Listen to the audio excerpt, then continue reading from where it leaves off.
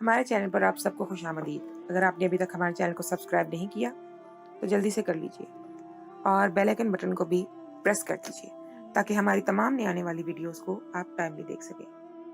मेरी चाची मेरे आगे हाथ जोड़कर खड़ी थी, लेकिन मुझे उस पर बिल्कुल भी रहम नहीं आ रहा था। कहने को वो मेरी चाची थी, लेकिन बहुत ही खूबसूरत थी, जवान लगती थी। सच कहूँ तो वो अपनी बेटी से भी ज्यादा खूबसूरत थी। वो इतनी आसानी से चाची को मैं कैसे छोड़ सकता था। वो मेरे आगे जितना हाथ जोड़कर गिड़गिड़ाती, मुझे उतना ही मजा आता। मेरा दिल चाहता था कि वो सारी जिंदगी इसी तरह मुझसे हारती रहे और मैं इस खेल में जीत का मजा लूटता रहूं। दरअसल मैं चाची के घर में ही रहता था। चचा कुछ अरसे के लिए बैरूने मुल्क गए थे और जाने से पहले वो मुझे चाची के पास छोड़कर गए थे। चचा ने कहा था कि मैं जवान बेटी और उसकी माँ को तनहा नहीं छोड़ सकता, इसीलिए कुछ अरसा तुम मेरे घर रह जाओ।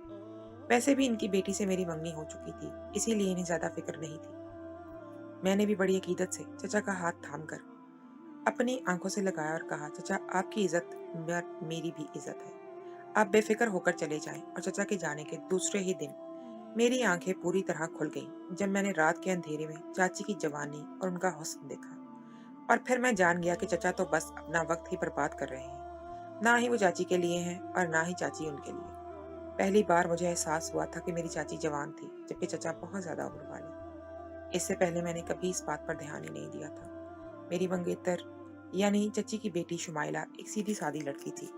वो रात को जल्दी सो जाती, मैं अकेला सारे घर का चक्कर काटता और इसी दौरान मैंने अपनी चाची का वो रूप देखा था जिसके बाद मैं खुद पर काबू ना पाना मेरे लिए मुश्किल हो गया था। मैंने इसी रात चाची को पकड़ लिया था और फिर चाची से पूछा था कि अगर वो इतनी ही जवानी रखते हैं तो फिर चचा के साथ क्यों है। मेरी बात पर चाची शर्मिंदा हो गई थी और फिर उन्होंने मुझसे पनाह चाही थी, लेकिन मैं इन्हें बख्शने को तैयार नहीं था। मैंने इसी वक्त चाची से अपनी ख्वाहिश का इजहार कर दिया था। कितनी ही देर तक वो मुझे हक्का बक्का देखती रह गई थी। फिर कहने लगी, तुम मेरे होने वाले दामाद हो, मेरे शौहर के भतीजे हो, तुम ये सब कैसे कह सकते हो। मैंने चाची की आंखों में आंखें डाली और बाजू से पकड़कर इन्हें बिस्तर पर बिठा दिया और कहा कि अगर आपने मेरी ख्वाहिश पूरी ना की तो फिर मैं वो कर गुजरूंगा जो आप बर्दाश्त नहीं कर पाएंगी। जोर जबरदस्ती से कुछ हासिल नहीं करना चाहता मैं, इसीलिए खुशी खुशी सब कुछ मेरे हवाले कर दी। और इस पहली रात से मैंने चाची को पूरी तरह इस्तेमाल किया था। वो रात मेरी जिंदगी बदलने के लिए काफी थी और इसके बाद मैं अपनी मनमानी से बाज ना आया, बल्कि कई रातों तक लगातार मैं इसी तरह चची को ब्लैकमेल करता रहा। चची बेचारी मेरे आगे बहुत ज्यादा खौफजदा रहती। इन्हें इस बात से डर था कि कहीं मैं चचा के आगे कुछ उल्टा सीधा ना कह दूं। इनका बस चलता तो किसी भी तरह मुझे घर से निकालकर मुझसे जान छुड़वा लेती। लेकिन मसला तो सारा शुमाइला का था। वो मेरी मंगेतर थी और ये बात सारे खानदान को पता थी कि चचा लौटते ही हमारी शादी कर देंगे। अपनी बेटी की खातिर चची ने अपना मुंह बंद कर लिया था। इन्हें लगा था कि चचा वापस लौटेंगे और इनकी जान मुझसे छूट जाएगी। लेकिन चचा वापस लौटे और इतने ही दिनों उन्होंने मेरी और शुमाइला की शादी करवा दी। लेकिन शादी के बाद जब उन्होंने मुझे घर दामाद के तौर पर रखना चाहा तो चची के तो होश ठिकाने आ गए। चचा की बात पर मैं भी खुशी खुशी राजी हो गया और फिर इन्हीं के घर में रहने लगा। चचा एक बार फिर परदेश गए और मैंने फिर से अपनी ही सास को हर रात। मेरा नाम जुहेब है। मैंने एक छोटे घराने में आंख खोली थी। मेरे बाबा और चचा दो भाई थे। चचा कारोबार ठीक ठाक जम गया था, जबकि बाबा अपने निकम्मेपन की वजह से सब कुछ गवा बैठे थे। मेरे दादा ने तो दोनों ही भाइयों को बराबर का हिस्सा दिया था, लेकिन चचा अपनी मेहनत से आसमान को छू गए थे और बाबा जमीन के अंदर गड़ गए थे। यही वजह थी कि हमारे हालात बहुत खराब हो गए और फिर अम्मा बाबा को छोड़कर चली गई थी, जबकि बाबा कुछ अरसे बाद इस सदमे से दुनिया से ही गुजर गए थे। मैं अकेला अपने घर में रह गया था। मेरे आगे पीछे कोई नहीं था, सिर्फ चचा थे जिन्होंने मेरे सर पर हाथ रखा था। मैं अपनी माँ के पास जाना चाहता था, लेकिन मेरी माँ दूसरी शादी करके बस चुकी थी और इनकी जिंदगी में मेरी कोई जगह नहीं थी। मैं वो बच्चा था जिसके माँ बाप अलैदगी की वजह से सबसे ज्यादा नुकसान उठाया था मैंने। ऐसा में चचा ने एक बाप की तरह मेरे सर पर हाथ रखा और मुझे जिंदगी के रास्तों पर चलाने लगे। अपनी बेटी से ही मेरी मंगनी भी कर दी। कम उम्री में ही मैं और शुमाइला मंगेतर बन गए थे।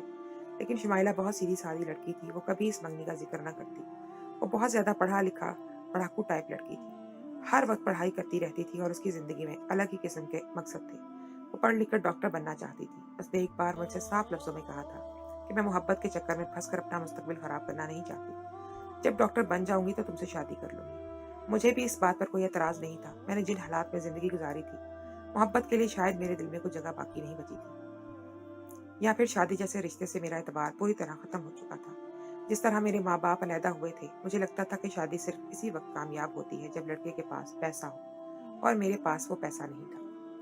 मेरे चचा ने तो बस हमदर्दी की बिना पर मुझसे अपनी बेटी की मंगनी की थी और फिर अपने ही कारोबार में मुझे एक नौकरी दे दी थी।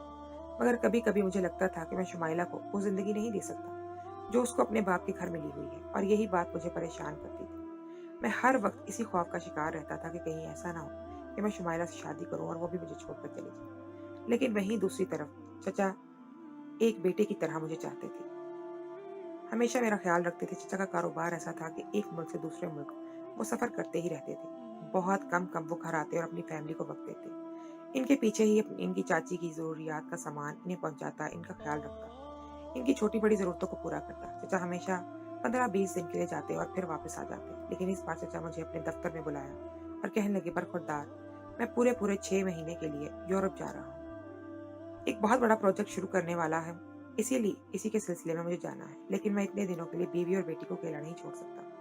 तुम वैसे भी शुमाइला का मंगेतर हो, मेरे लिए बेटे जैसे हो। मैं चाहता हूँ कि तुम अपने घर को छोड़कर मेरे घर में शिफ्ट हो जाओ। मेरी बीवी और बेटी का ख्याल रखो ताकि मुझे पीछे से अपने घर की फिक्र ना हो।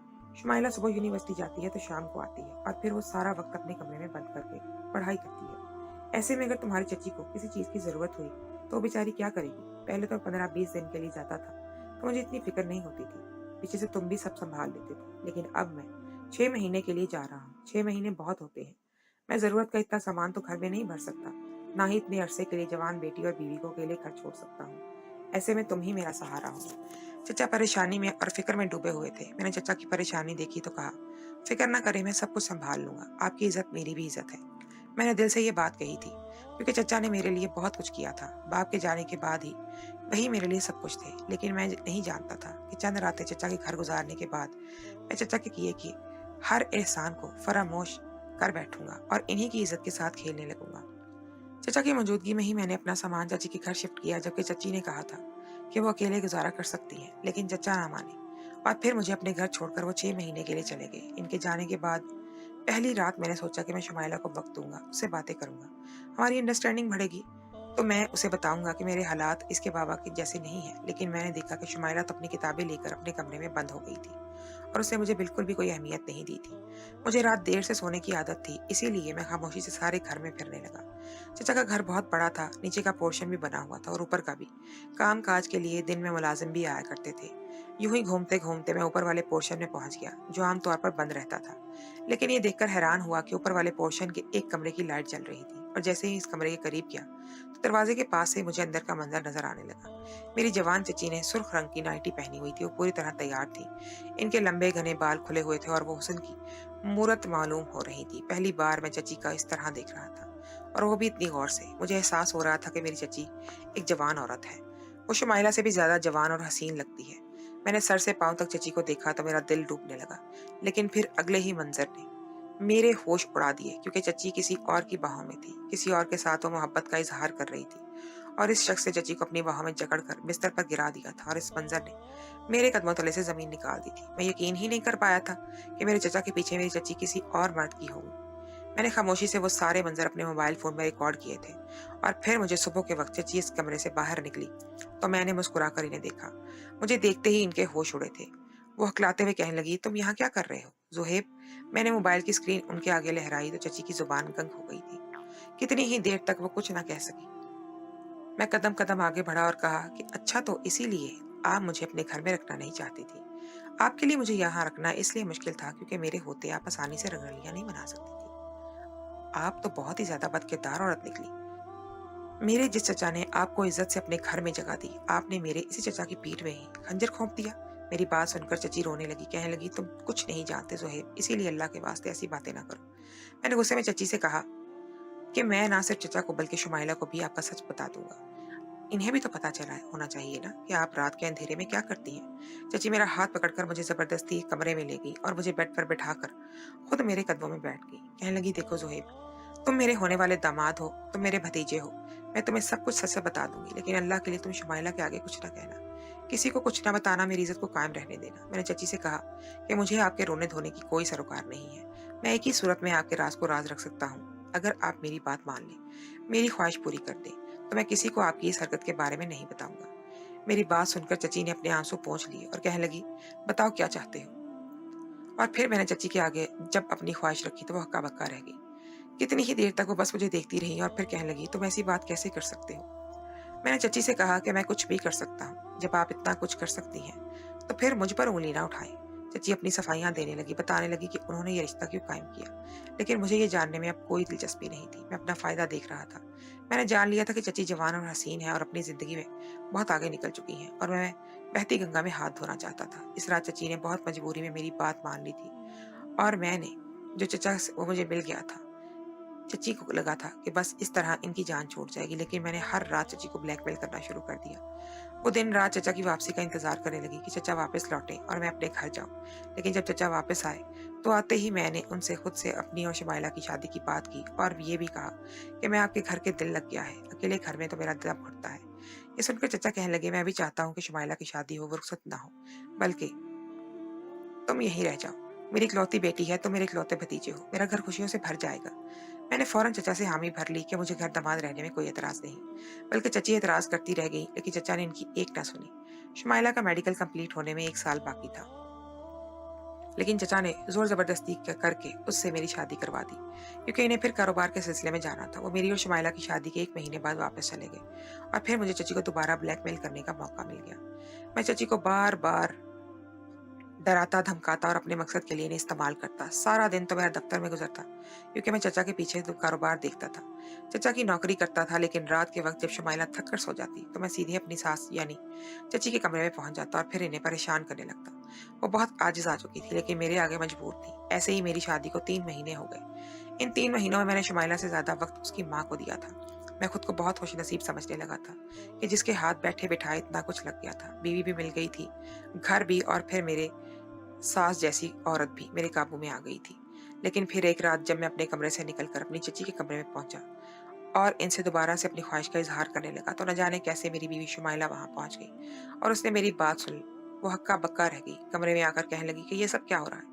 चची के चेहरे के तो तासुरात ही बदल गए थे। वो पूरी तरह घबरा गई थी, लेकिन मैं डरने वालों में से नहीं था। बिना खौफजदा हुए मैंने अपनी बीवी की तरफ देखा और उससे कहा कि मैं तुम्हारी माँ की हर रात खास फरमाइश करता हूँ और वो इसे पूरा कर देती है। बस आज भी मैं इसीलिए आया हूँ। शुमाइला ने नासमझी से मेरी तरफ देखा तो मैं उसे बता दिया कि मैं किस तरह उसकी माँ को हर रात ब्लैकमेल करता रहा था। ये सुनकर कितनी ही देर वो खामोश खड़ी रही और फिर मैंने उसके सामने ही अपनी चच्ची से अपनी ख्वाहिश का इजहार कर दिया। चच्ची शुमाइला के आगे शर्मिंदा होकर सर झुका गई, जबकि शुमाइला अब तक मेरी बात पे यकीन नहीं कर रही थी।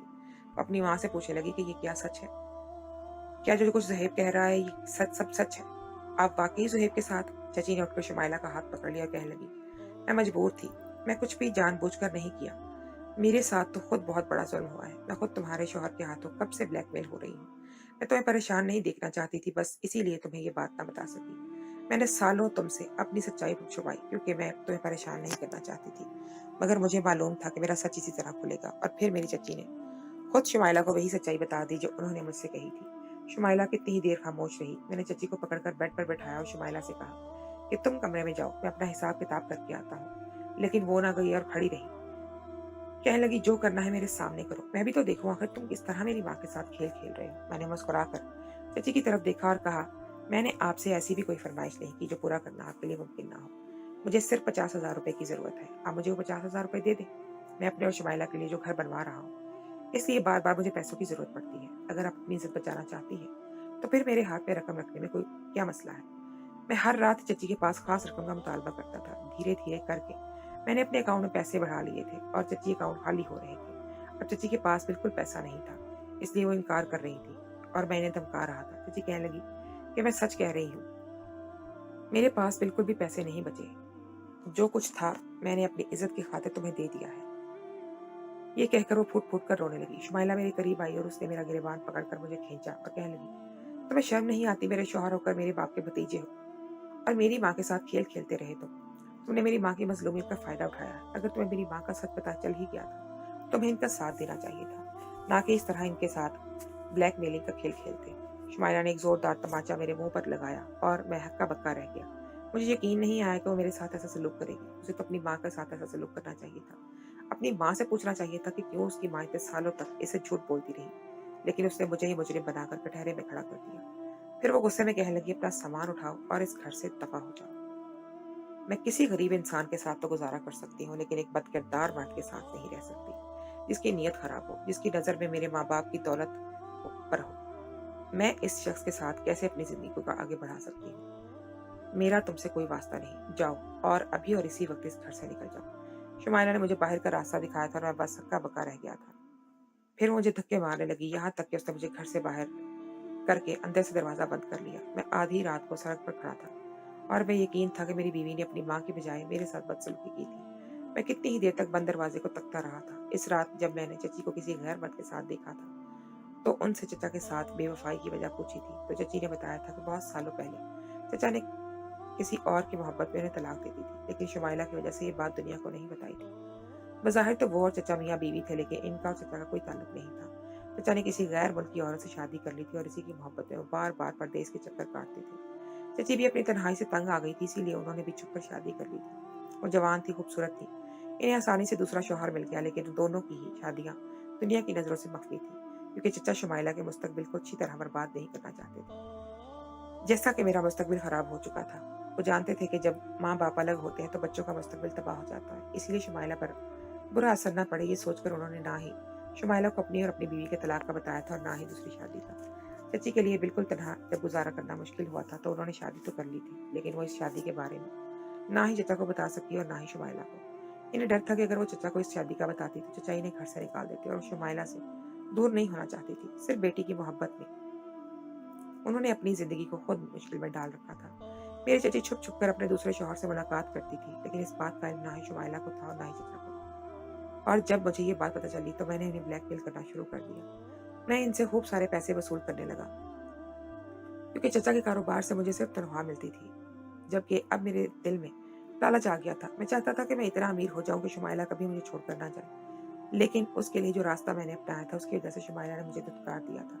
मैं कितने ही दिन बार-बार अपने चचा के घर चक्कर काटता रहा, लेकिन शुमाइला और उसकी माँ ने मुझसे मुलाकात ना की, यहाँ तक कि चचा लौट आए।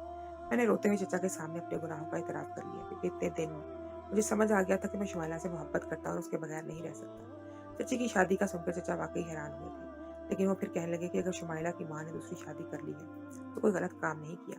धोखा तो मैंने इसे दिया था। मैं इसे छोड़कर परदेश चला गया और परदेश में शादी कर ली और इसे तलाक दे दी। वो बेचारी भी करती तो क्या करती, लेकिन तुमने उसकी मजबूरी का फायदा उठाकर बहुत गलत किया। मेरे चचा ने खुद चची से और शुमाइला से बात की थी कि वो चाहते थे कि वो दोनों मुझे माफ़ कर दें।